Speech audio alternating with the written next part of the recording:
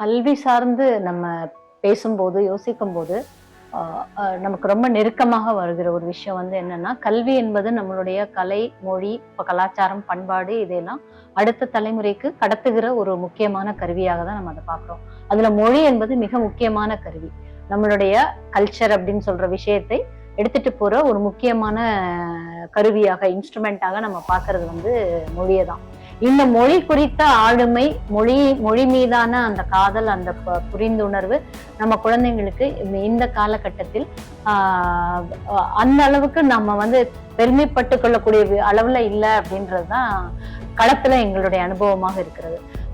தமிழ் மொழியை படிச்சாலும் சரி, ஆங்கில மொழியை படிச்சாலும் சரி, அது ஒரு மொழி பாடம் என்கிறதுக்கு அவர்கள் கொடுக்கிற கவனம் என்பது கொஞ்சம் குறைவாக தான் இருக்கு. அப்போ ஒரு பிழையின்றி ஒரு கட்டுரையை எழுதுவதோ, ஒரு பத்தியை எழுதுவதோ, ஒரு 8ஆம் வகுப்பு படிக்கிற குழந்தைங்க கூட அது சிரமமான ஒரு விஷயமா தான் நாங்க பாக்குறோம். அப்ப ஒரு 5ஆம் வகுப்புல, 4ஆம் வகுப்புல நாங்க எழுதினது எங்களுடைய இதுல இருந்து அந்த அளவீடை வைத்து பார்க்கும்போது, இன்று ஒரு 10ஆம் வகுப்பு படிக்கிற குழந்தைக்கு கூட பிழையின்றி, குறிப்பாக லகர, ரகர, இல்ல குறில் நெடில், எங்க ஒற்று வைக்கணும், எங்க ஒற்று போடக்கூடாது, இந்த மாதிரியான விஷயங்கள் எல்லாம் ஒரு புரிதல் இல்லாம தான் குழந்தைங்க இன்றைக்கு எழுதுறாங்க.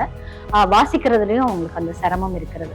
இப்போ மொழி சார்ந்த விஷயத்துல தமிழ்ல இவ்வளவு இருக்கும்போது, ஆங்கிலத்தில் இன்னமுமே அவங்க அதை மனப்பாடம் பண்ணி குறைந்தபட்சம் தேர்வுக்கு தயாராகணும் அப்படிங்கிற ஒரு அளவுலதான் அவங்க ஆங்கில மொழி பாடத்தையும் படிக்கிறது நாங்க பாக்குறோம், கண் கூட பாக்குறோம்.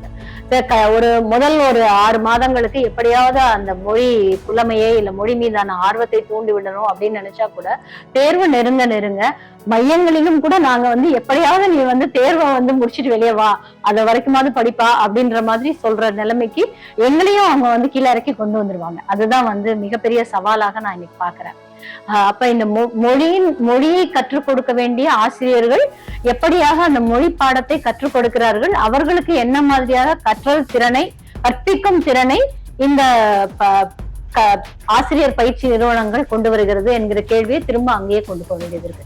ஆசிரியர் பயிற்சி நிறுவனங்களுக்கு மிகப்பெரிய கடப்பாடு இருக்கிறது. அந்த கடமையில் இருந்து ஆசிரியர் பயிற்சி நிறுவனங்கள் முழுமையாகவே தவறுகின்றன அப்படிங்கறதான் நம்ம இன்னைக்கு கல்வித்துறையில் ஏற்படுகிற, குழந்தைகளிடம் கற்றலில் ஏற்படுகிற சவால்கள்ல பார்க்க முடியுது.